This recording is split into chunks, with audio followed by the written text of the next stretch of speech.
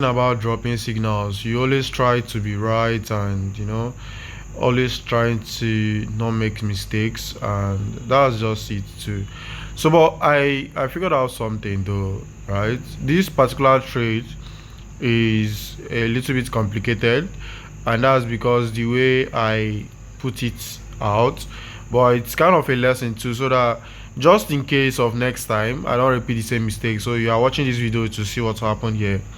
Now, I had my basics, right? I had my risk. My number one thing to have is having a basis, which is your trend, and having a setup that you always use to trade. Number two, and having a risk management that you always use to take in a trade. So whenever you're entering a trade, if you have 200 1k dollars, you know that you are risking like 30% of your account, 10% of your account, right? So that's number one thing. Now, what happens when you enter a trade? You make sure you mark out the specific entry very, very well, because now if you fail to mark those entries, your SL become higher, and when it's high, you normally the profit you're supposed to make is going to be less, although you're not trading for profit. But if you have a risk management reward, you want to have a less stop loss, you want to have a small stop loss while you are chasing a bigger RR, so you're able to allow you risk big. So if you want to something like risking big on especially good, you want to have small RR stop loss. So here's what's happened. I normally pick my entry at 30 minutes time frame, but something happened when this market dropped and changed character and make a market structure shift. It dropped with a week, and one of my rules is that I don't pick entry from week, and that was the problem. So when it dropped from that week, I normally pick entry from 30 minutes. So I marked out a full body candle where we had an inducement. Our inducement happened here. That was last week on PPI news. This was inducement, right? And as well, I think I could add this as inducement as well, right? So these are the inducements, right? But now I picked my entry from 30 minutes with a full body candle. I didn't add week. I don't normally add week. But now when you go back to this time frame on a lower time frame, so that's what we're gonna do now.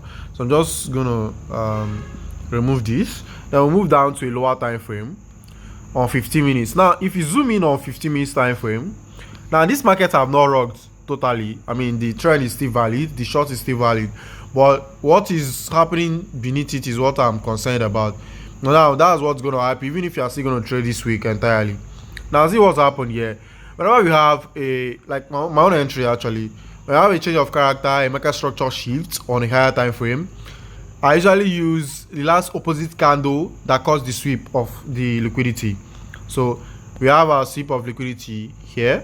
That's the sweep of liquidity. Now I'm looking for last opposite candle that caused the sweep of liquidity, which is somewhere here, right? That's the entry. You get this is the last opposite candle that caused a sweep of liquidity. That's where the market just sniped in right now, and that was just this evening. You see, but now it threatens our existing market entry, because we entered with 30 minutes, and I used our stop loss slightly above the solidity candle. You see it now. I'm teaching you guys all these things just in case, so that yeah, it's slightly above our solidity candle. Now for you to put your stop loss, put it above the sweep of liquidity. Whenever market crosses that place, just know that your trade have rocked, right? So market should not cross this sweep of liquidity no matter what happened. Market should not cross this place. Losses are normal, but in order to avoid losses, you need to know what is losing you money. That's number one thing. Now this trade is still valid because on a 4-hour time frame you have a market structure shift. On a 1-hour time frame, also have a market structure shift. Like, it's basically on our time frame. So far the market is not bullish yet until market breaks above the trend line and mark out here. When market come back to it, it becomes a breaker block. You see it now. So please, you guys should learn something. I mean, I'm always curious about knowing what is making me lost. It's very, very important, because I'm dropping it, and it's kind of emotion when you drop trade and it works.